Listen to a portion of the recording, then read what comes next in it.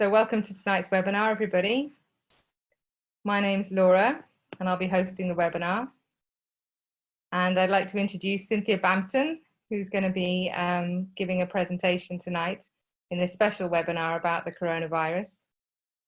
And Cynthia is the co-founder with her husband, Peter, of the Awaken Life Project, which is a spiritual community and network of people throughout the world. But the home and where Cynthia lives is central Portugal. And with that, I'll hand over to you, Cynthia.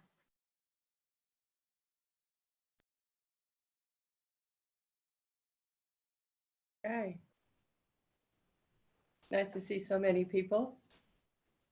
It's almost like we can forget there's a coronavirus. I want to start with a short meditation. So if everybody can sit up, and if you have your feet on the floor, make sure you're just sitting up straight and your feet are solid.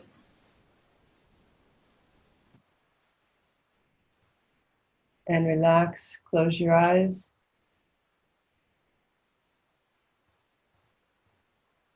And take a deep breath in, bringing the air all the way down into the belly, letting it expand. And as you exhale, release any tension that you might be feeling. And again, take a deep breath in. And slowly exhale.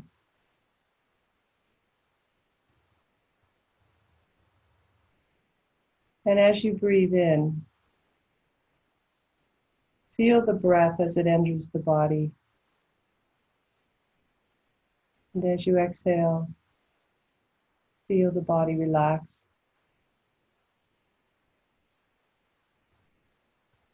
Just a few more times on your own, but as you're breathing, allow yourself to enjoy the breath massaging the body and the breath releasing any tension that you might be holding.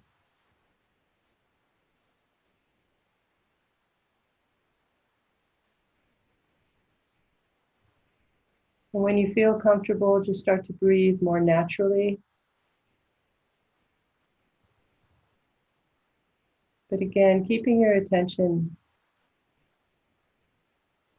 on the breath as it enters the body and as the air exits the body.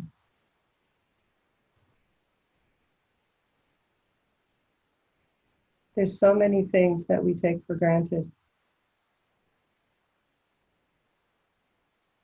And breathing is really one of them.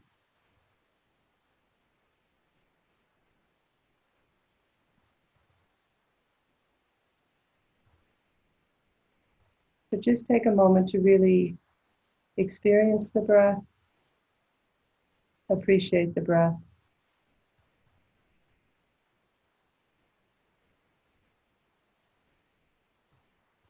And realize that maybe you're restricted in some way because you might be quarantined at this moment.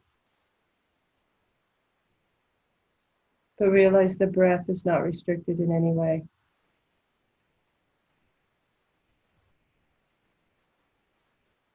And the breath can calm you.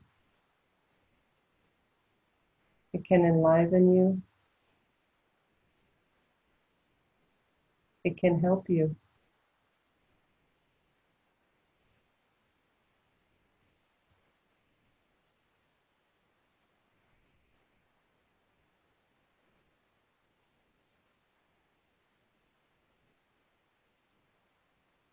So allow it to help you. If you put your attention on the breath,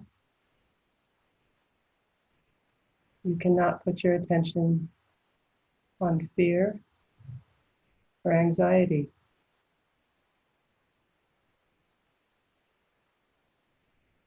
So it will help you to not be distracted from that which is coming and going.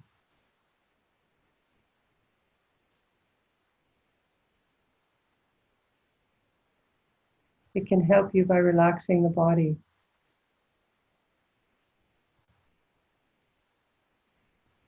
It can help you because you can get in touch with something that is prior to any experience that you may be having in any given moment.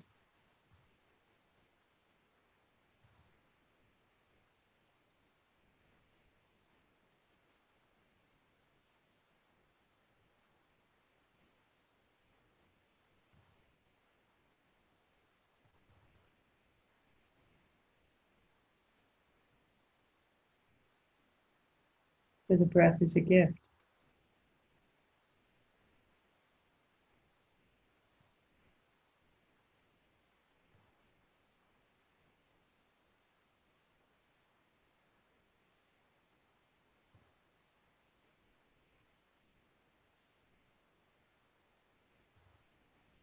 And now I want you to become aware that you are aware of the body breathing.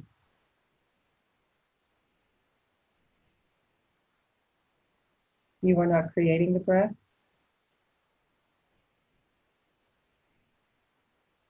You are not making the body breathe.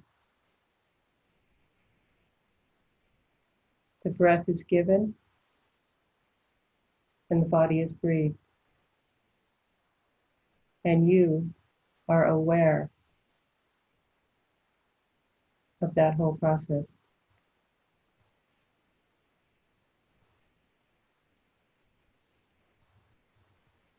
So take a moment to recognize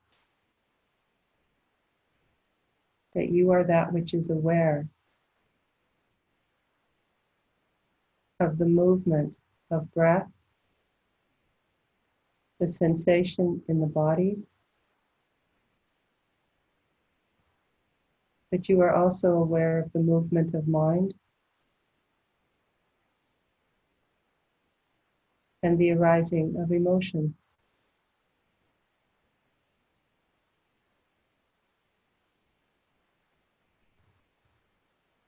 So any sensation you might be having right now, any thought that may be arising, recognize that you are aware of this movement.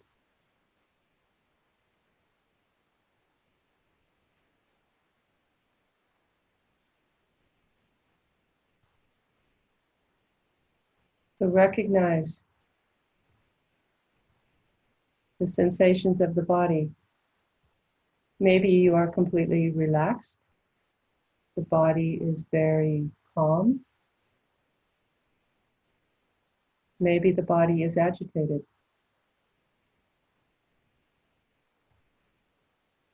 But you are not the sensations of the body.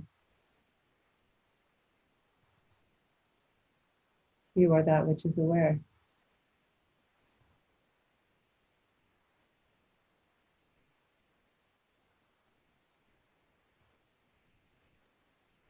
So maybe you're experiencing thought arising.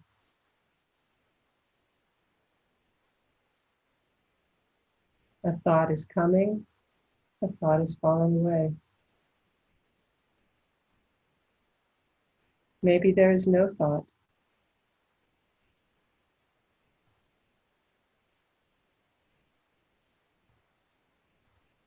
Whether there's thought, no thought, sensation or no sensation.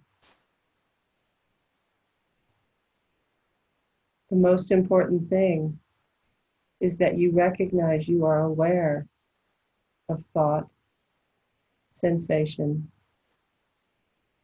the absence of thought, or the absence of sensation.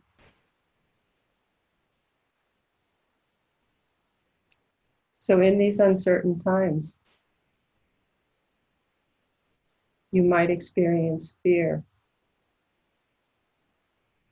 insecurity, overwhelm.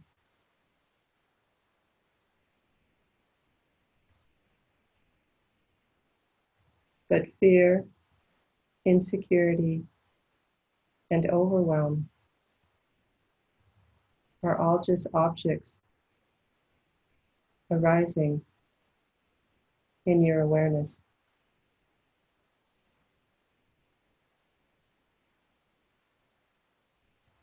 Just like the breath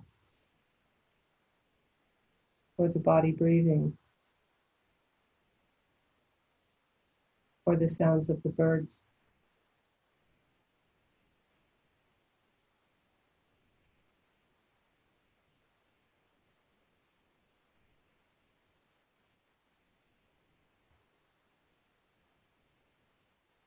So can you allow yourself to rest as the witness of the whole story?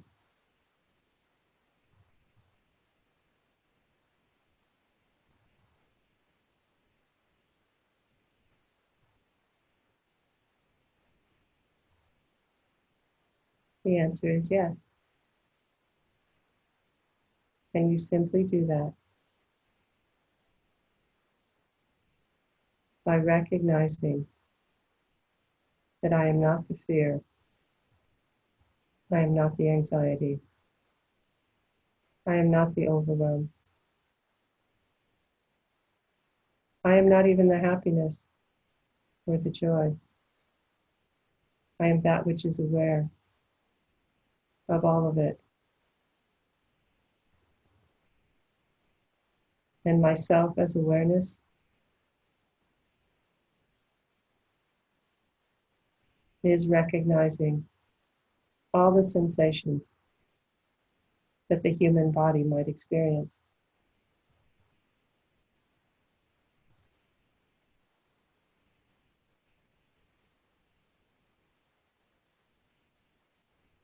So rest in the depth of awareness.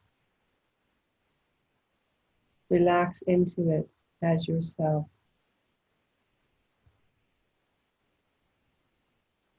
It is not a thing. It is not a place. It is your true nature. Always. Prior to any fear, any anxiety, any coronavirus, anything.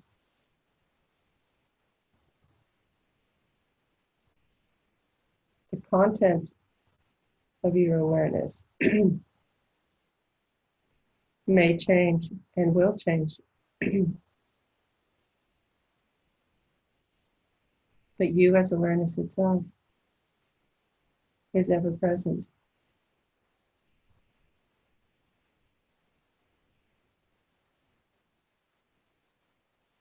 It is not an experience. It is your true state, your true nature.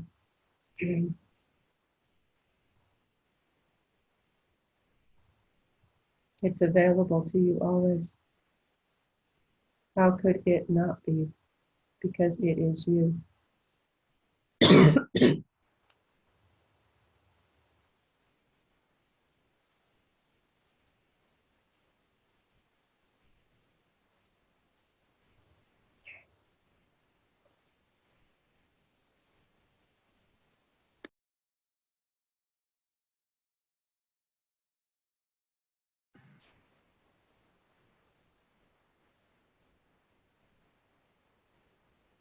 So it doesn't matter if the mind is busy. It doesn't matter if you feel good.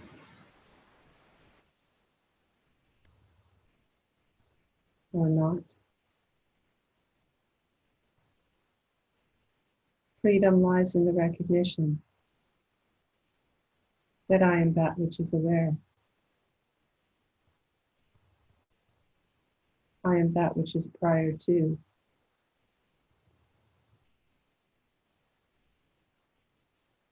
I am presence.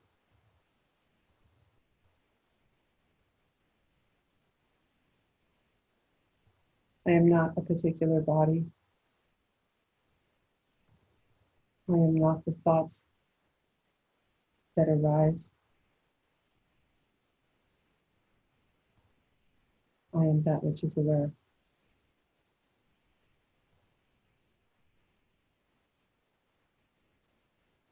And I am eternal.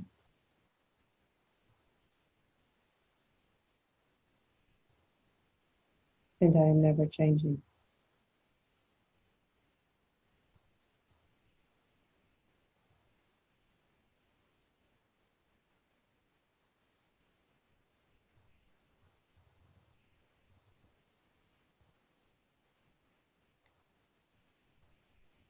So if fear arises in these crazy times,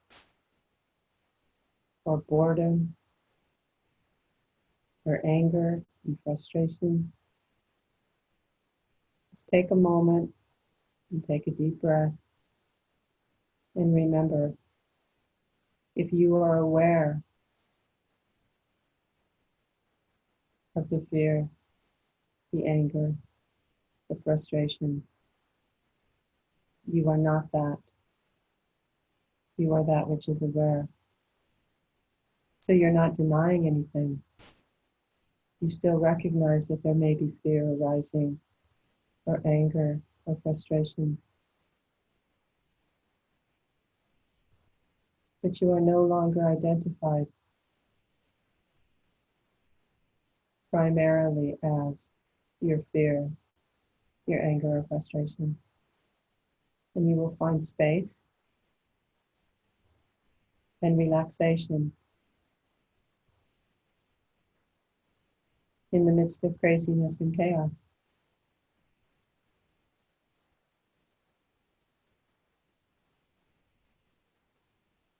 So it's in your hands of where you put your attention.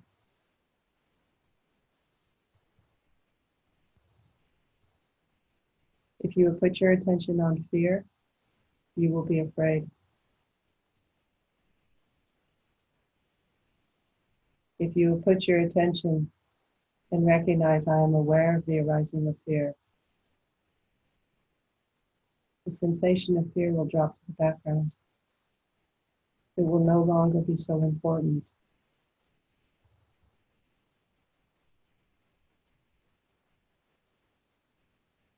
And the more you practice this, the more you'll recognize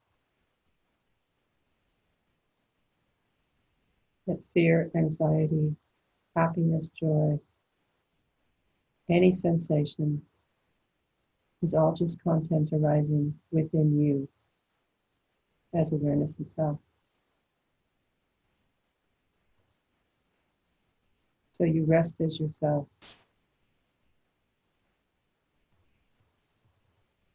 and you don't fight with the mind. You don't try to change the experience that's occurring.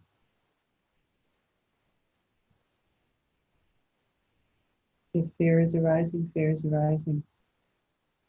It doesn't help to act like it's not, because it is.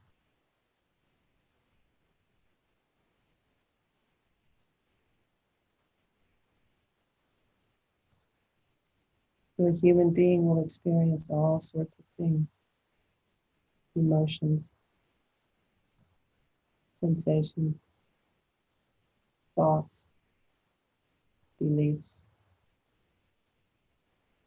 But they're always changing, coming and going, coming and going.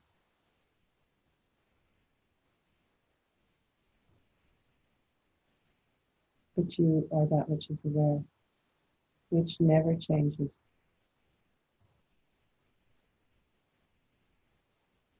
and which is always deeply at rest.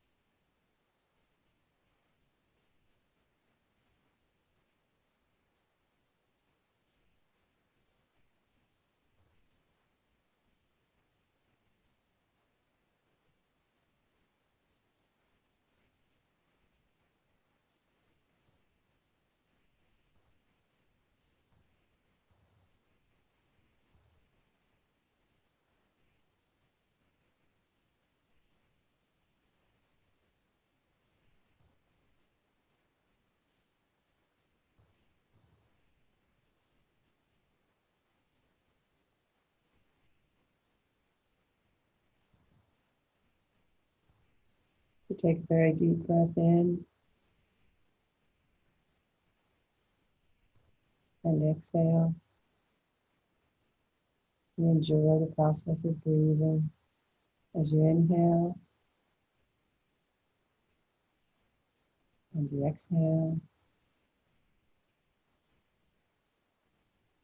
And allow yourself to feel alive as the breath is going in and out. Allow yourself to be curious. What is the breath anyway? As it goes in and out and relaxes the whole body, what is that?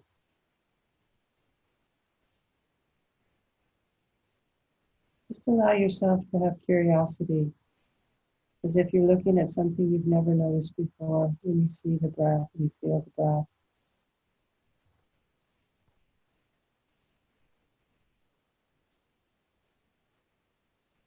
And allow yourself to just smile at the mystery of it all.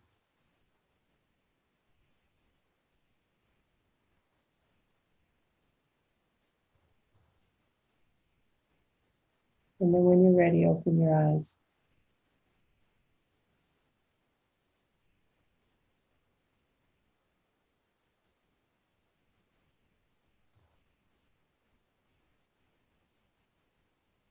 And as you open your eyes, just take a moment to look at all the other people on the screens.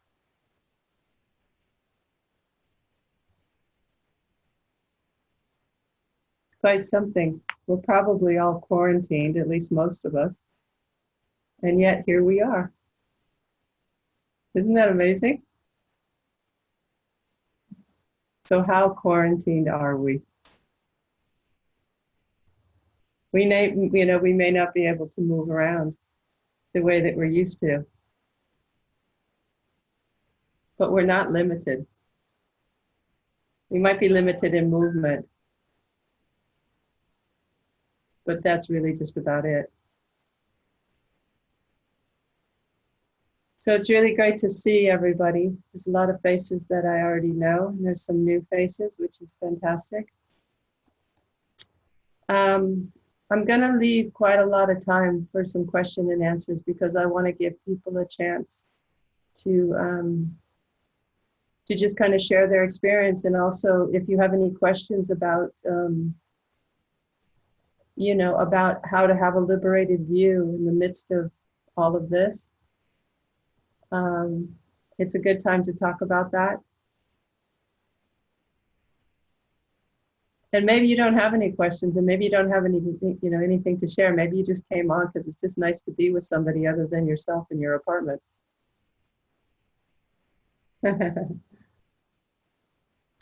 So I think the name of the webinar was Coming Together Beyond Fear. So right now, I would guess that nobody's really afraid. Maybe you were afraid before you got on the webinar, but I think now that you're on, you might be distracted from any experience of fear and insecurity. You see, when you put your attention on something other than the movement of mind or the sensation of emotions, then all of a sudden a lot comes into your view and you can appreciate things that you never noticed before. And you can also appreciate the space that appears if you're not fixated on an emotion. Because when you start to fixate your attention, everything will get very, very small. So all of us are probably getting on the internet and looking at news, and there's a lot of crazy stuff out there. There's a lot of really funny stuff too. But there's a lot of information that can create a lot of fear and a lot of insecurity. And if you put your attention only on that fear and insecurity, you will find that everything gets smaller and much more contracted. And if you do it over a period of time, you choose to put your attention on that fear and on that contraction, you see your world will start to get very, very small. And as the world gets very, very small, it's very easy to lose touch with that which is prior to that particular sensation or emotion, it's very easy for your whole world to become very dark and very limited. And you can lose touch with what is real and true and beautiful. And I think everybody's had that experience, you know, probably many times, even before the coronavirus was around. And I think if you look at your experience, when you put your attention on that which is horrible or sad or intense, you will find yourself becoming more and more sad or, you know, or miserable. So if you're able to shift your attention in those moments you feel yourself kind of going down, if you feel yourself just getting very dramatic, and you feel yourself just becoming somewhat deadened or cut off, you see, you're not stuck, because if you're actually aware that you're going down into a depression, or that you're cutting off, or that you're afraid, or you feel like everything is out of control and you're trying frantically to control everything. You see, if you're aware of all those movements in yourself, you can very easily and very gently shift your attention and recognize that I am that which is aware, because you recognize, not because I'm telling you, but you recognize, oh my God, I'm aware I'm miserable. So being miserable is not the whole story. I'm aware that I am bored. Boredom is not your whole story. Fear is not your whole story. It will be your whole story if you put your attention on that. But the beautiful thing is where we put our attention is in our hands. When you put your attention on fear, everything else disappears. I'm just using fear because that's the name of the webinar, so I'm trying to stay with the theme here a little bit. But if you put your attention on fear, you see, you will lose track of everything. You will lose track of what's good and true. You will lose track of what makes you happy. You will lose track of other people in the room. You will feel like you are alone. And you will feel victimized. You feel like there's no hope. But it's only because you've made the choice to put your attention on fear. If you decide not to do that, and you decide to shift back and put your attention and recognize I am that which is aware, all of the content may still be there. But because you're not so personally identifying with a particular emotion or thought, then all of a sudden there will be more space. And it's kind of like you zoom out and you go, oh my God, there is something other than my fear or my suffering or my boredom or my frustration. There's something else going on, because you're no longer fixated. So when we turn our attention and we recognize I am that which is aware, you see, we're not allowing ourselves, we're not allowing our attention to be distracted and consumed by an emotion or a thought. Okay? Now, what's very interesting, when we take our attention up and we allow ourselves not to be distracted anymore, all of a sudden, that which we were fixated on kind of disappears. So a very easy way for you to see this in your own experience. Have you ever been like really, really stressed out, or you're having a big argument with your partner, or, you know, the whole world is just horrible and you're getting very dramatic and you're just all over the place. And then all of a sudden the phone rings or somebody knocks on your door and you just drop the whole thing and you answer the door, or you pick up the phone, you're like, oh, hello. And all of a sudden that which you were just completely consumed by like 5 seconds ago disappears. And now you're just having a conversation with another person. And what happened there? All you did is put your attention on something else instead of the drama and the attachment and the fixation of a thought or an emotion. So what I'm trying to say to you is we can't change maybe the physical situation that we're in. You know, coronavirus is here. there's always questions, is it here as much as we're being told it's here? I don't really know, and that's not what the webinar is about. But we don't have to deny any aspect of our human experience. If you break your leg and you have a broken leg, it doesn't, and it's limiting your movement, it doesn't help to get up and try to walk on a broken leg and deny that it's there. You're going to cause yourself suffering. So you don't deny you have a broken leg, but then, so you take care of the broken leg, you recognize the broken leg is there, but you don't have to be limited in any way just because you can't get up and walk around. It's how we relate to the experience that we're having, how we relate to the emotions, that's everything. And it sounds very simple, and it is very simple. But human beings were very conditioned to, we're just very conditioned to be dramatic. We're very conditioned to hold on to all our problems. We're very conditioned to create problems so we have something to hold on to. We're conditioned to be unhappy. That's not our natural state, but that's what the conditioning is. So if you want to be a happy, free, loving manifestation of your true self, you have to let go of anything that's contrary to being a happy, loving, free manifestation of your true self.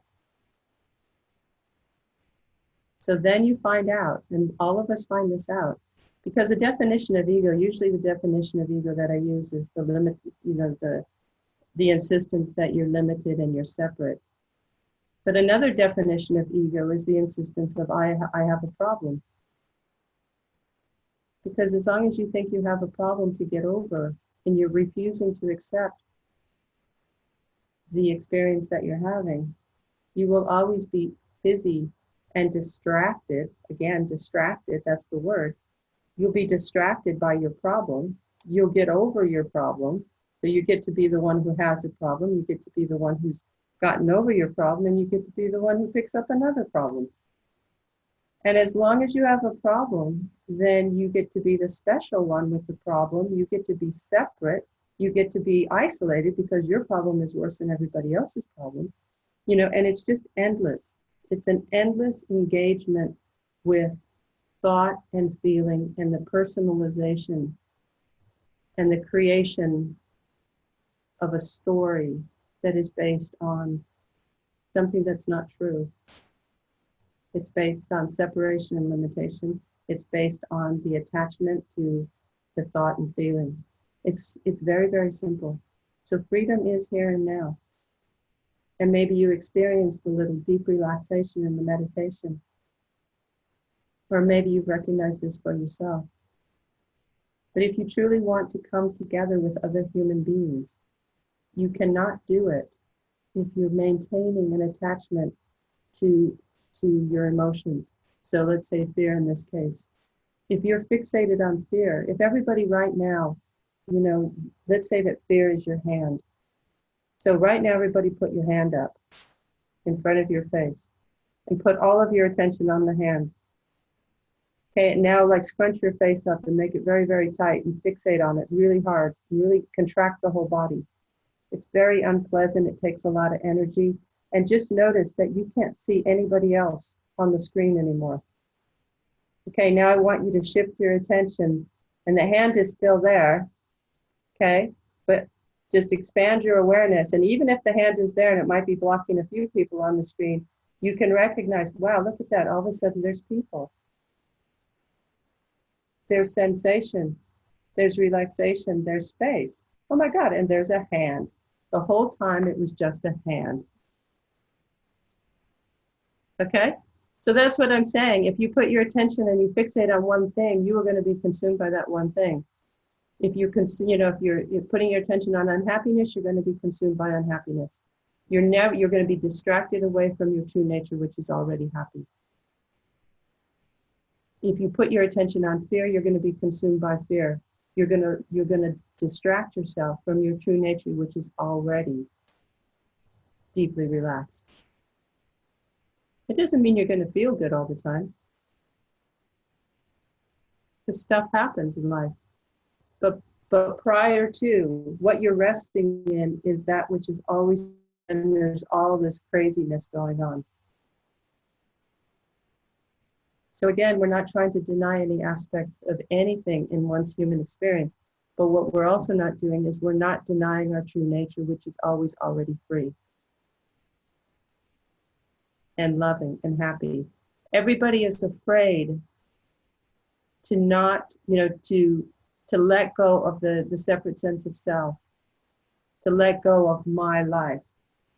A lot of people are not so concerned with letting go of your true nature or denying your true nature. What if we were more interested in denying our egoic habits, denying by not being distracted by? What if we were more interested in taking our attention off that and putting our attention somewhere else? And then getting in touch with the mystery of life that's always fresh, always new, always alive. What if we did that? You see, if more people do that, then the coronavirus, and you think about, what your life is about, you can spend your life worrying about coronavirus. You can spend your life worrying about all sorts of things. And if there was no coronavirus, I can probably guess before coronavirus, you probably were, worried about something else. But now we have something new to worry about. And I'm not saying that it's not real. I'm not saying it's not something you have to deal with. But before coronavirus, you had things to deal with. Stuff happens, you go to work, you have children, you've got to deal with that. All sorts of stuff is going on. But who are you? That's the point. Who are you?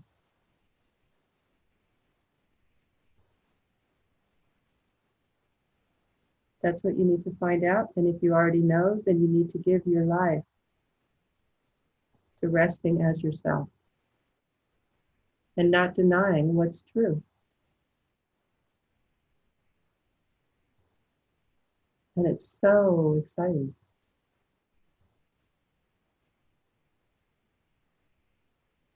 I hope when I'm saying this, there's something in you that comes alive.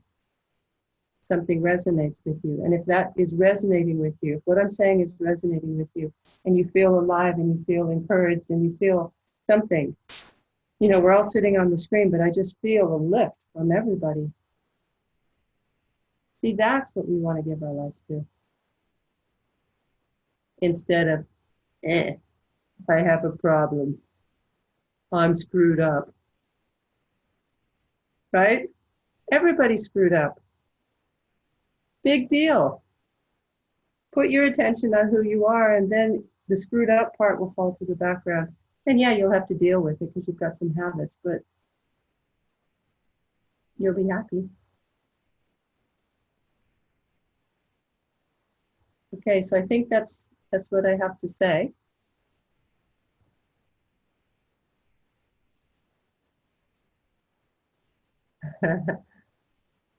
I love doing these webinars because I just love looking at all the squares and seeing everybody.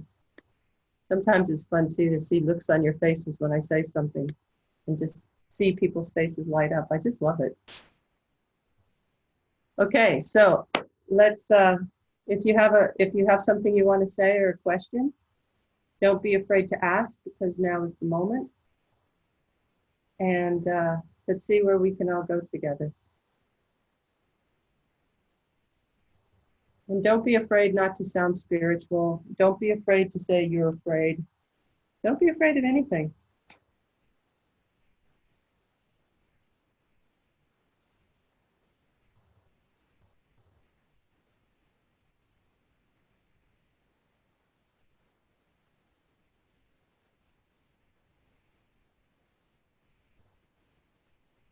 Is anybody feeling afraid right now?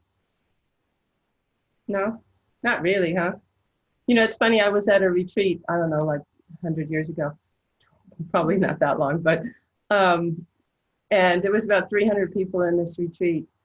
And so the person leading the retreat asked if anybody had questions, and one after the other, the person would raise their hand and they would talk about their fear. And then finally, the person leading the retreat just said, okay, how many people are actually afraid right now?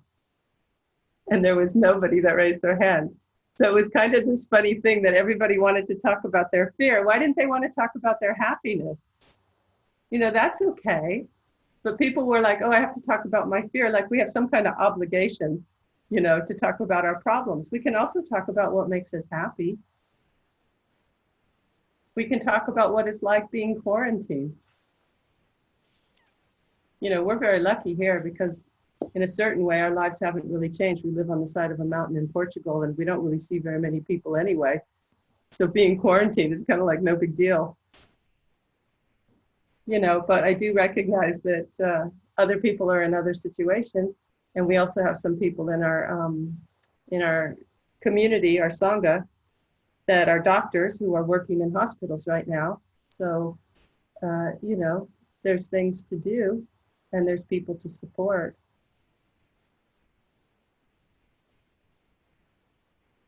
Joanna, did you have your hand up?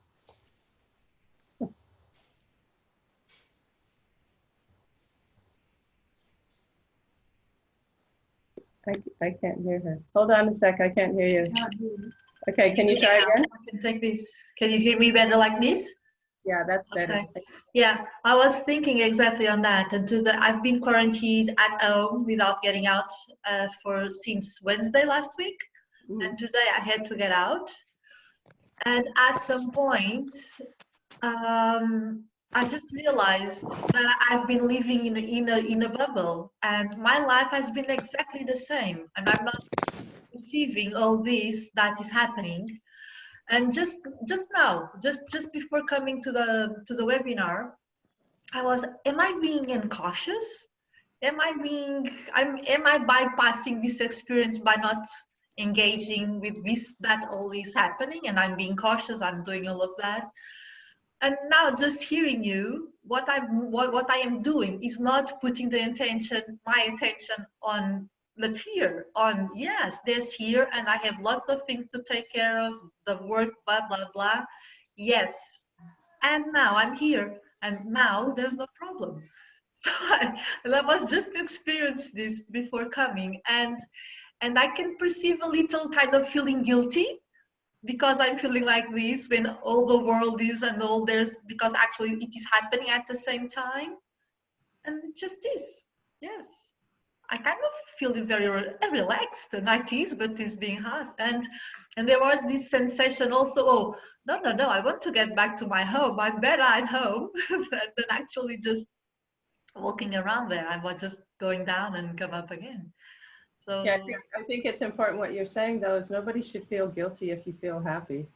Yeah, but it's very subtle, that little thing of, with all that is happening, am I supposed to feel this at ease and this relaxation with what is happening?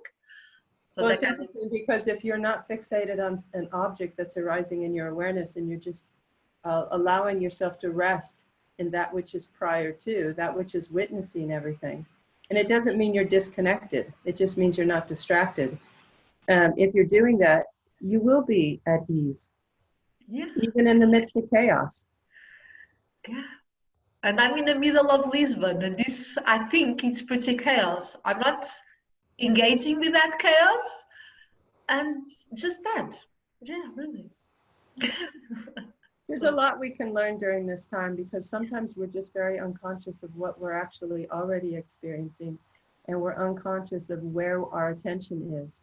So sometimes, like Joanna's talking about, all of a sudden she just recognized that she was happy and she was relaxed. And sometimes we can just go, wow, I'm happy and relaxed, and leave it there. But it's important that you have understanding. And so that's why when she's saying, she's recognizing why she's happy, because she's not putting her attention on the fear. She's not fixating on it. So what does that tell you? Wow, if I fixate on fear, I'm cut off from happiness. When I don't fixate on it, I'm not trying to create anything. I just actually become in touch with the happiness that I always already am.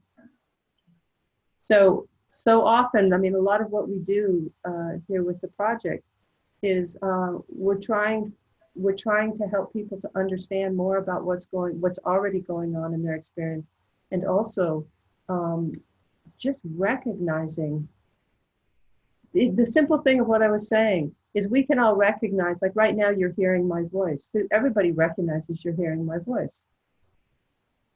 You're not my voice. You are that which is aware of my voice. It's the same thing you can do when you're upset. If you're recognizing you're upset, then you are not that. But unless somebody points that out to you, you might just automatically believe that I am the emotion that's arising in my experience right now. That's what we normally do. It's the personalization of our experience, the personalization of thought and feeling that creates this separate identity that cuts us off from what is always already the case, what is always already true. But if we become aware of that, you see, then we can understand, oh, okay, I'm not that. I am that which is aware. So I'm saying the same thing over and over again because it's so simple.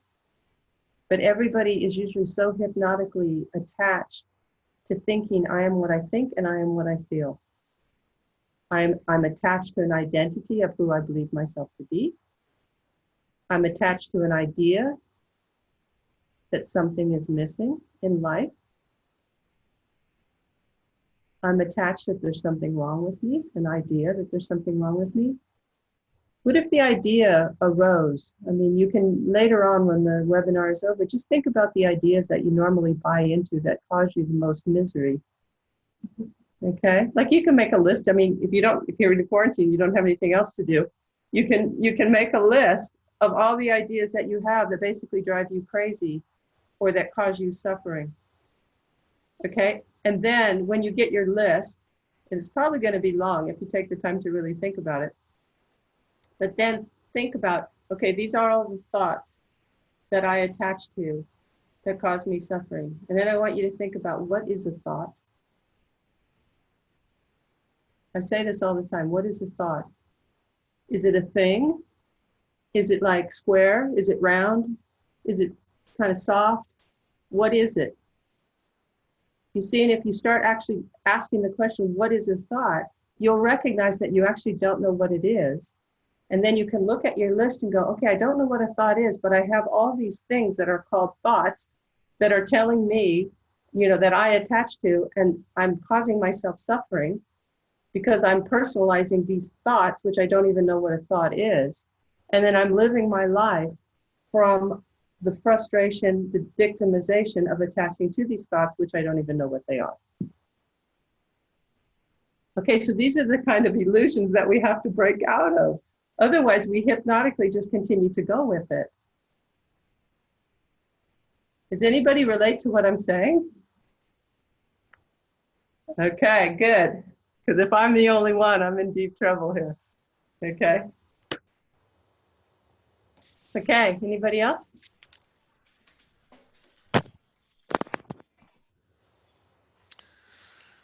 Okay, Sergio.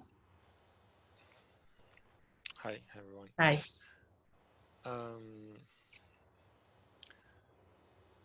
I'm wondering if people are really afraid here, or because my latest experience. Okay, we have concerns about it, but I'm finding this this is a great opportunity, especially for the city people that used to follow the distractions. This is yeah, people are being forced to be with themselves, and I think this is a great opportunity. I totally agree with you. You know why it's a great opportunity? Because we have this opportunity all the time, right? But now it's a great opportunity because your distractions have been limited. Now, it would be really a great opportunity if all of a sudden your phones didn't work and the internet was cut off. You see, then you would just be in the room between you and your relationship to your own mind. You know, and you would either, you know, rise up or crash down. But I think most of the people on this this call, if you have enough, you know, interest in freedom and changing your relationship to the movement of mind, you see, it could like break through something for you. You know, that's why solitary retreats are so powerful, is because really it just forces the person to deal with their attachments. So if you have the time, you know, you might just want to be in silence for a day, or you might want to just turn off your phone for a day. And I tell you, if you turn off the phone for a day, you'll recognize how attached you are to the phone. But then you can start to inquire and say, why am I so attached to this thing that lights up and makes noise? Is it the phone I'm attached to? No.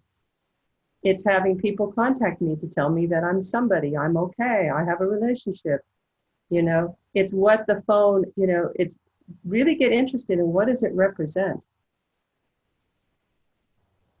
And look how often, you know, look, you might even notice how agitated you are when you can't, you know, if you make a commitment and you don't turn it on, you might just find yourself quite agitated. But that's okay, because that's the moment that you say, I'm aware that I'm agitated. I'm aware that all I want to do is call somebody. I'm aware that I just want somebody to call me to tell me I'm okay. And then you can say, but I'm that which is aware. And then you can rest into the silence. And you cannot allow yourself to be distracted by the agitation. So yes, I agree, Sergio. It's a huge opportunity for all of us. We can do a lot of really good practice. We have the time to do it. So everybody needs to decide for themselves, you know, how you're spending your time right now. You know, this quarantine is not going to go on forever, so you don't want to waste a bunch of time just by trying to get through it, just trying to survive. Let's thrive during this time of quarantine, you know, because there's all sorts of opportunities also to be afraid, to be overwhelmed. I mean, it's kind of like when you're in a situation like this, probably your strongest egoic habits are coming to the forefront. So it's fantastic because you're able to see them, because they're getting very loud. I mean, maybe everybody's just doing great, which is fantastic too. How many people have experienced fear recently?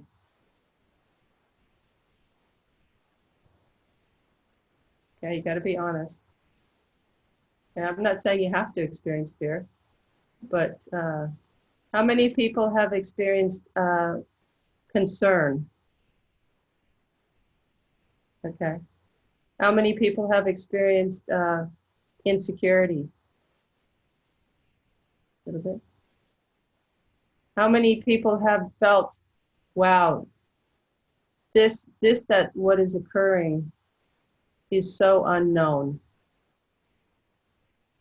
Because it's completely new, right? It's so unknown. So you see, now is the time. Something really good can happen. Okay, so let's keep going.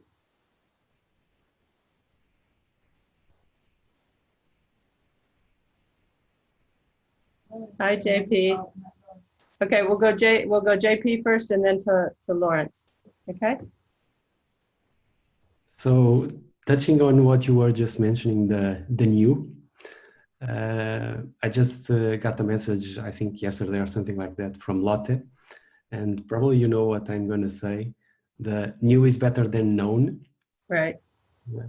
And it was really interesting to be reminded of that, and being in this new place where for me is being a place where I'm losing the control of everything, because what I experience so far is I don't have control over anything.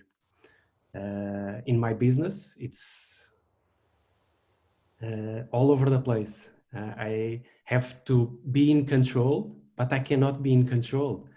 I've been strategizing how we can survive, but everything that I can do right now, it's not controlling it. Mm. Seeing everyone around me not being able to control anything, it's really amazing to be seeing this. And my past experience was being a control freak. I've been dropping that, but now it's like it's even more alive, and I'm seeing more that I'm not controlling anything, and I'm not making an effort to try to control. It's like there's relaxation in not controlling. Well, can you, when you think about the days when you were trying to control everything, can you see now how it was impossible and how it took up a lot of energy? It was exhausting, Yeah, and I was all over the place. right.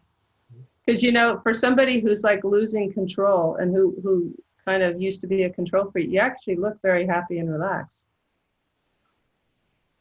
Yeah, that's for So, sure. so what does that tell you? I am prior to that sensation, to that feeling, to that fear. And it's not the fear that is stopping me. It's me choosing to follow the fear that is stopping me. Right. Because you're distracting yourself Yeah. away from this deep relaxation that you recognize as yourself when you let go of the illusion that you're controlling something.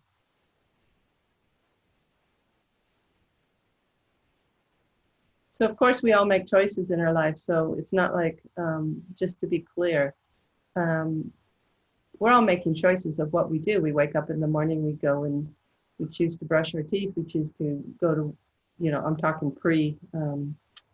coronavirus, but we choose to go to work. We choose to have a job. We choose to have children. We're making lots of choices all the time, but there is an illusion that we're controlling everything. When actually what's true is you're not controlling anything. You're just participating in life, but you're not controlling anything. So when you let go of the illusion of control, you can get in touch with the depth of your own being that doesn't need to be in control, but is fully available then to participate. Because we're in a body, so there's things to do. So you're fully available to participate when you let go of the idea that you're in control. Because it can only be the idea that there's a separate self that's in control. So I'm happy to see you so happy, JP. Does this make sense what I'm saying, what I just said? If you guys are interested in going more deeply into the, the illusion of control, there's a couple of webinars that I've done in the past. I think one is called Insecurity and Control, and the other one is called The Illusion of Control or something. It's all on our website, so take a look and see, and I go into it, quite a lot. Okay, Lawrence. Have we met before?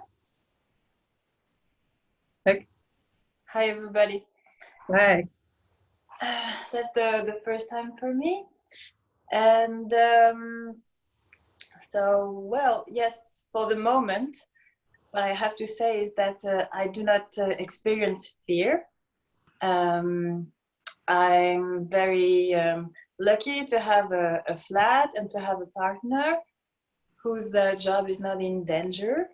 And we're living all together with my 17 months old son. And I'm waiting for the second one. I'm 7 months pregnant. So what I wanted to share with everybody is that I do not feel fear, but I feel frustration. A lot of frustration, because it's not the kind of staying at home that a single person are experiencing. For example, sorry for my English. I cannot read a book because my son is here and is demanding very much.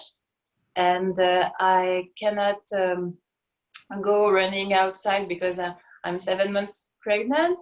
So finally, we're all together in this apartment, and I'm just taking care of my child and cooking a little bit and preparing dinner. And I'm happy at 7 when he goes to bed. But as I'm pregnant, I'm just tired and I go to bed. So it's a kind of I don't know. It's not the romantic kind of a confinement. I don't know how to say it in English. You're staying at home. It's not the romantic one where you can write and let your creativity and imagination express itself. Mine is very practical, but it's funny too. And I think that what I'm experiencing is living your life of a mom all day long with your child. And as he's not at the kindergarten, I really, really have to care about him. Mm-hmm. Even if it's frustrating, I just realized that I am confronted with my choice of being a mom, you know, and there is no escape. There is no one else to take care of my child. I have to deal with it. That's it. Right. But you're not, just by looking at you and hearing how you're speaking, you're not frustrated that you're frustrated, right? I'm laughing about my frustration, you know? Right. That's the thing, because this is the whole point. See, you could make a problem out of your frustration, or you can accept it and then you can laugh at the frustration. So your happiness, you know, if you just look at your experience, where you're putting your attention is just on being present with the acceptance of how things are. You're not making a problem out of anything. And then you're in touch with something that just, you know, you look like you're on a holiday. You're so happy, you know, and so relaxed. Yeah, and that was interesting what you were saying just before about guilt. And this is something that I'm experiencing, because as some articles write about, is that living a good and a happy, you know, confinement. I don't know how to translate it. Are you speaking French? What language? Yeah. Confinement. French speakers on here. Confinement. Thank you. I think. So. It's confinement. It's the same, actually. Okay. Thank you. And so living a happy confinement is something that is more lived by upper classes, you know, people who have not economic problems or family problems. So yes, I feel a little bit guilty about it. Yes, really. Well, but do you think guilt is, so you feel guilty because you're actually living a life that's more privileged than someone else? But do you think you feeling guilty? I don't think you're really feeling that guilty, because you actually look like guilt is arising, but you're not making a problem out of guilt either. Oh. Because, so guilt is just arising. But I think the thing is that guilt is just an invitation to be unhappy. And you being guilty doesn't help. You know, if you actually made the arising of guilt a problem, it wouldn't help anybody else, you know? So I think it's interesting if you just let guilt arise and just see it as a conditioned response, which it seems like is what you're doing, because you don't look guilty right now. You know, if you live in a Catholic country, guilt is kind of like a thing you're supposed to feel. It's like an obligation, you know. And if you don't feel guilty, then you're not compassionate. I was talking to someone today. They were a nurse, but they have a child, and the child's, I think, 1.5 or 2 years old. And so she's at home with her child, but she feels very guilty because she's not at the hospital with all the people that she knew when she was a nurse with. And she was making herself miserable because she just felt like what she was doing as a mother is just, she was confronted with, I made a choice to be a mother, and now I'm not able to go and, be with these other people. And so because she was getting so contracted and she was so fixated on her guilt, there was no space for any creative ideas of how she could actually reach out and support the people that she said she was really caring about. So sometimes we have to care enough not to feel guilty, so we leave space so we can respond in more creative ways. So guilt is really a waste of time, isn't it? Yeah. How did you hear about the webinar? A friend of mine, Bernard. Oh, Bernard. Okay, he's on.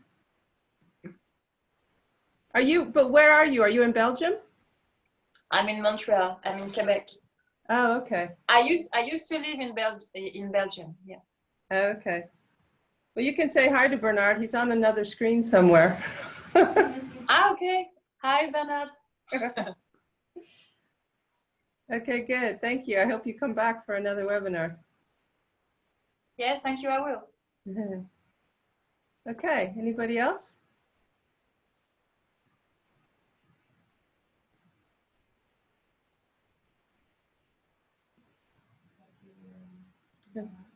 Who? Okay, Julia and Yana, did you guys want to say something, or were you just leaning forward?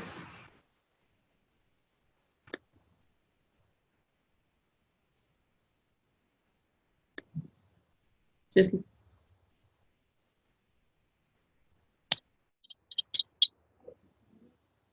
No, we didn't want to say, I think we didn't want to say anything. We were just leaning forward and wondering about the time, but yeah. Don't worry, there's 15 more minutes. Yeah.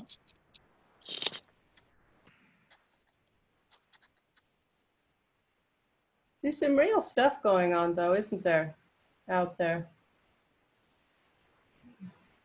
Okay, Albert, hi. Hi, Cynthia. Hi, everyone. It's funny because usually when you're on a webinar, you're in like a noisy cafe, and now you look like you're at home quarantined.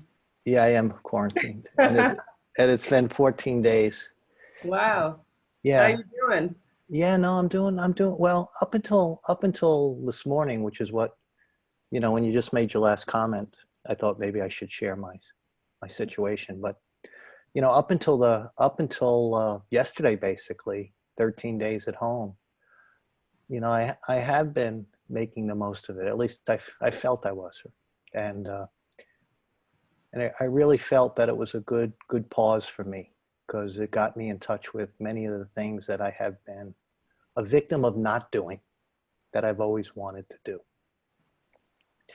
And so I got, really in touch with how I was actually letting my own feelings victimize me.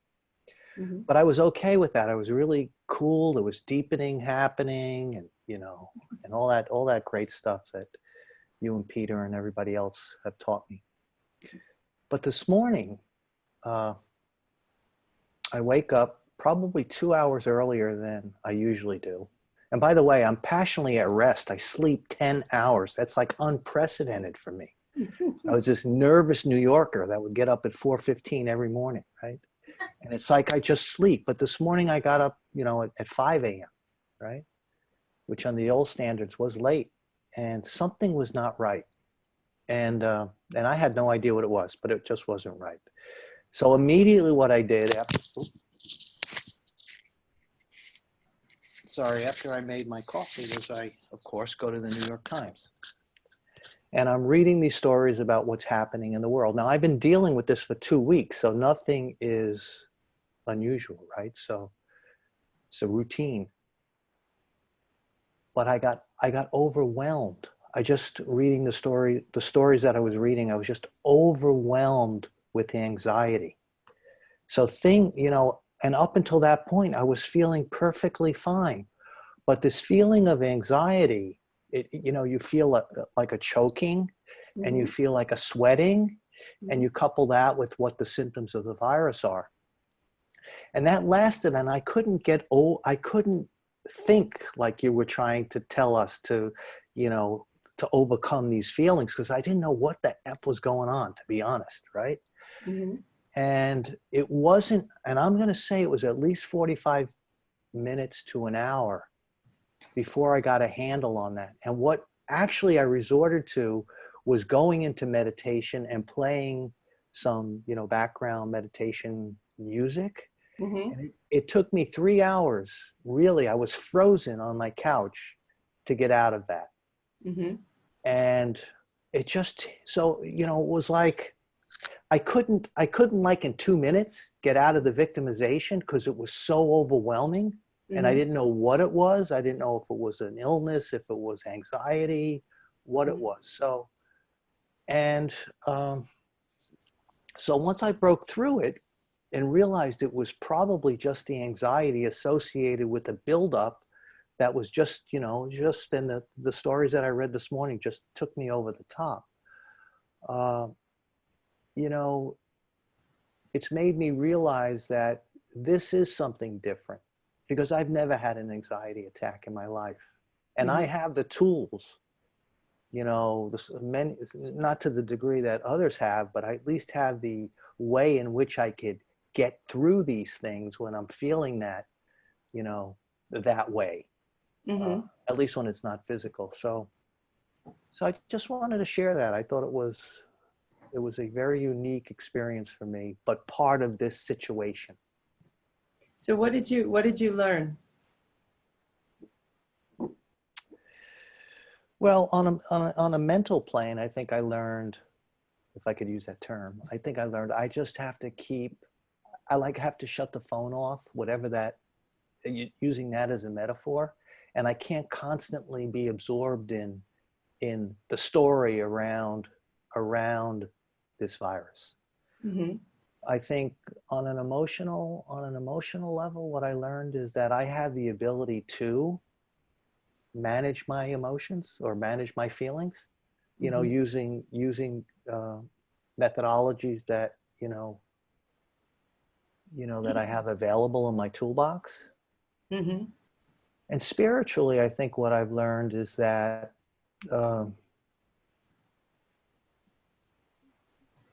I'm really happy where I'm at spiritually. So where are you at? So, yeah, very calm. During the meditation that you gave earlier, I had a young man from India ask me yesterday for money. And I said no, because I thought I was being taken. I was in India in December. But I first asked, how much money do you want? 50. And he said $50, which is nothing, right? 50 US. And I just ended the conversation with them.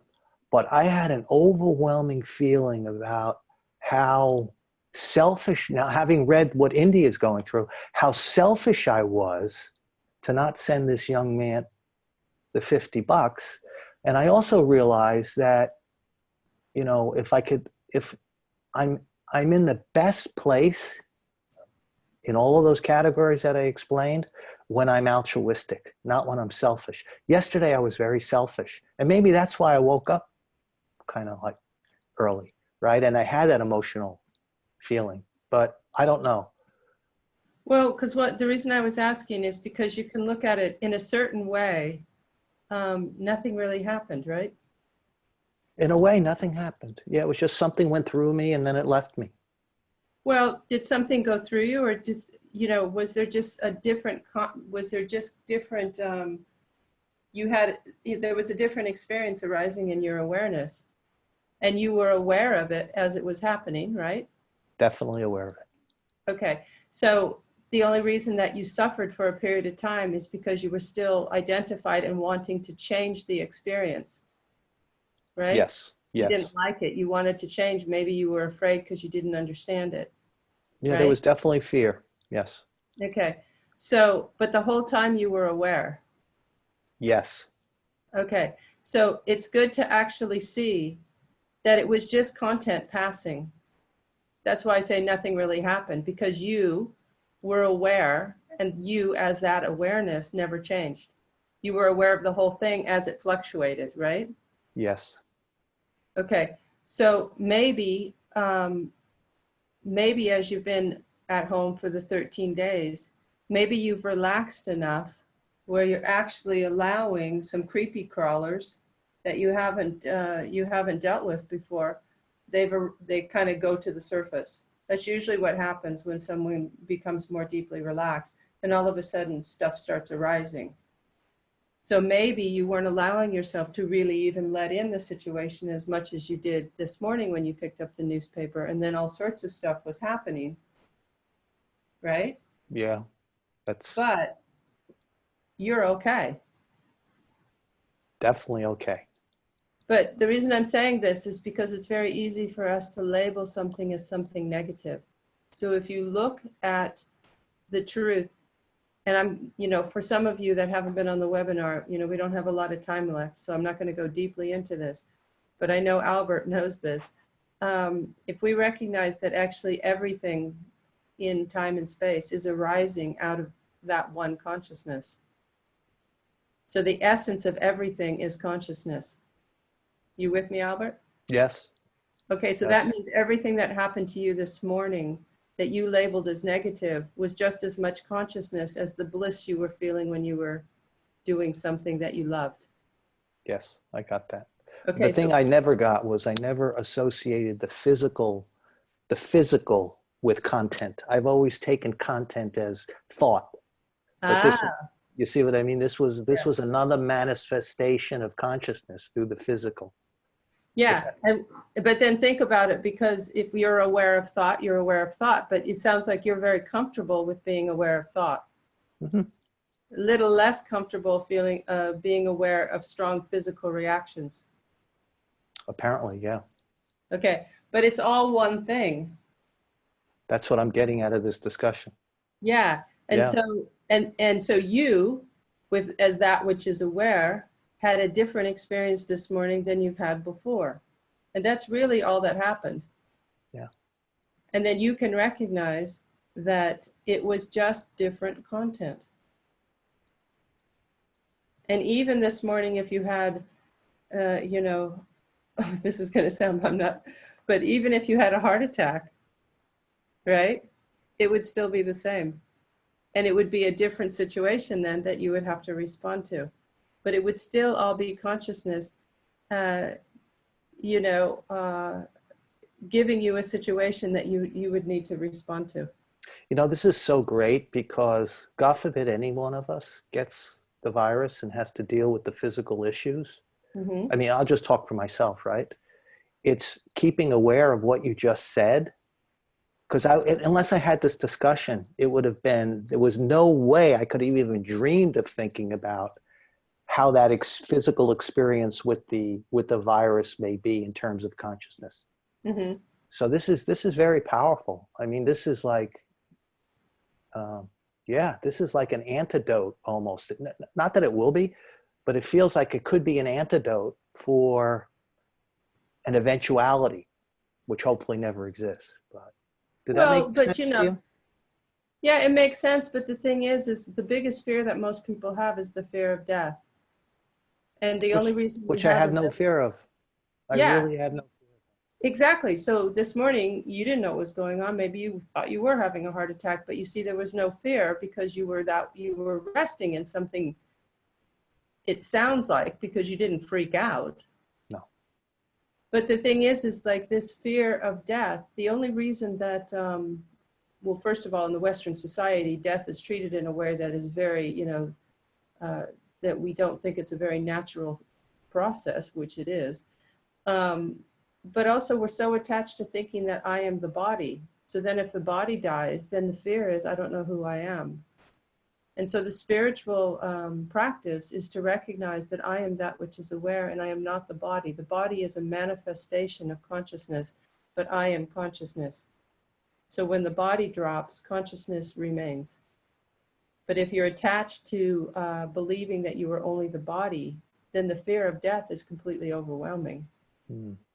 So when you end up in a physical situation, you know, and some people have been in very intense physical situations in their lives, and it forces you to face that which we normally want to deny.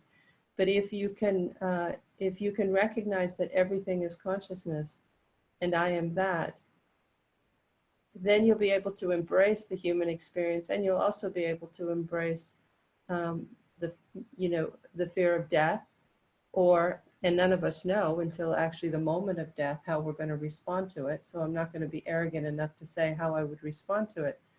But I'm just saying that if we recognize that I am consciousness itself, and everything that's arising in this manifest world that this body mind can perceive and understand is also consciousness.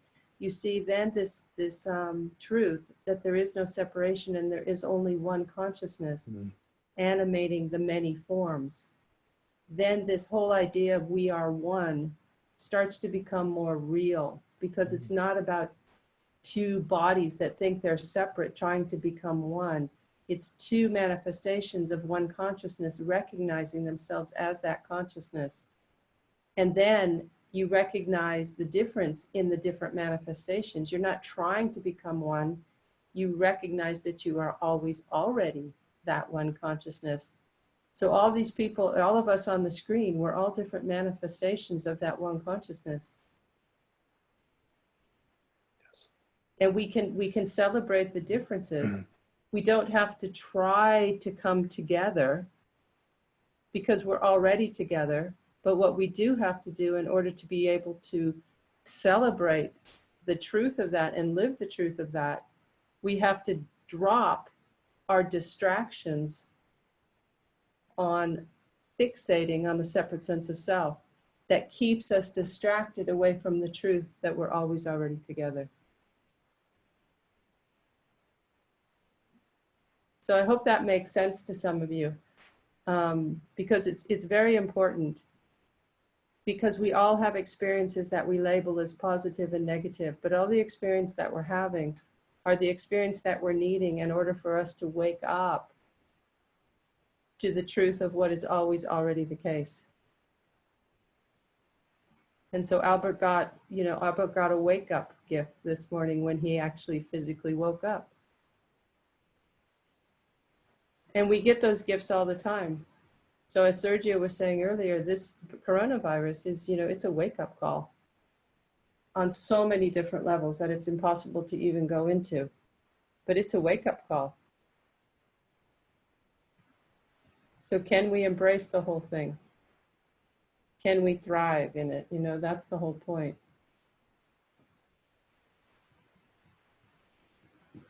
Okay. So it's really, really great that, it's really great to see all of you. It makes my heart very happy. So thank you for coming.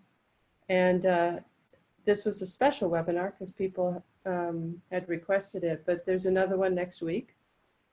And that's the regular one. So I don't know what that one's going to be about. We'll find out when we get there. We didn't title it because there's so many things changing in the world right now. I had no idea what I would want to talk about. But I hope you guys all join us. And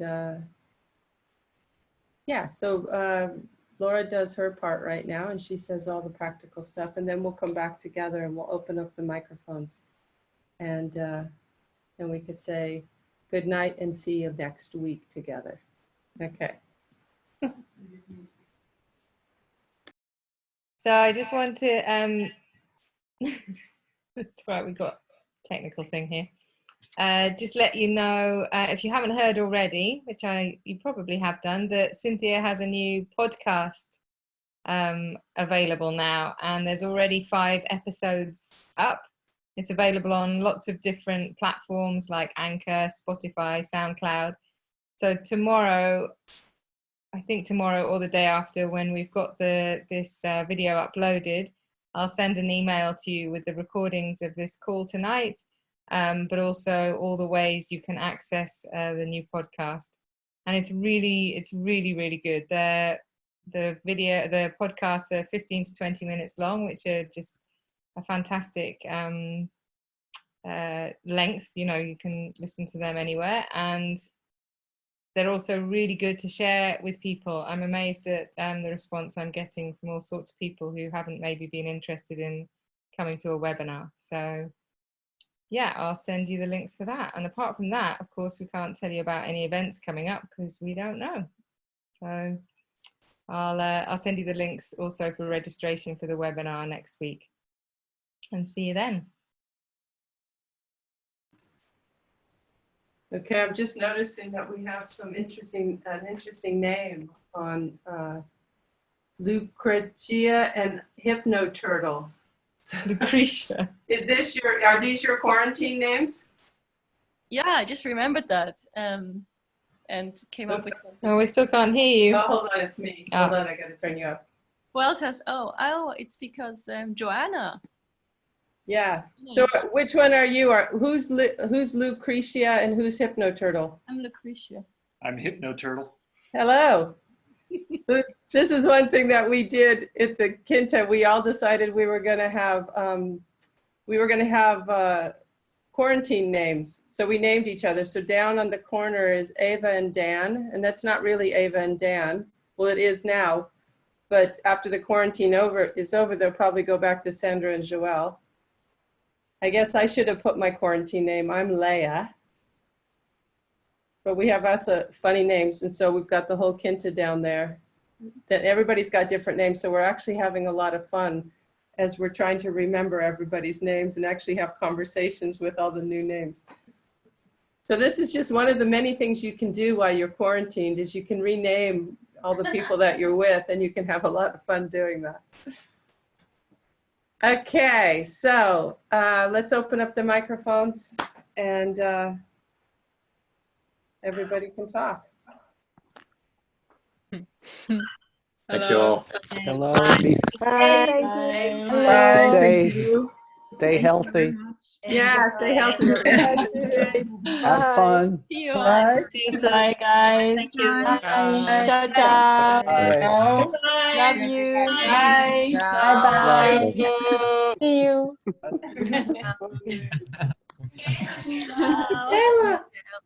Bye bye, Quinta.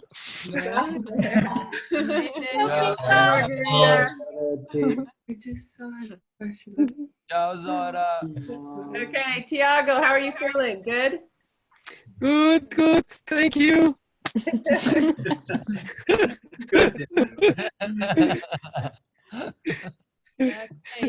Cool. Lots of love to you, Tiago. Good to see you guys. Sorry. I just said lots of love to you. Thank you for Thank you very everything much. you're doing. Thank you very much. It's wonderful to see you all.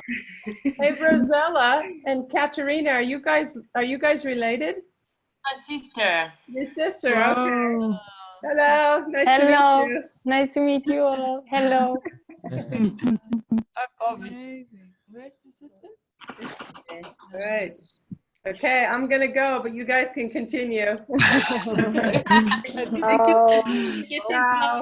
Bye. Bye.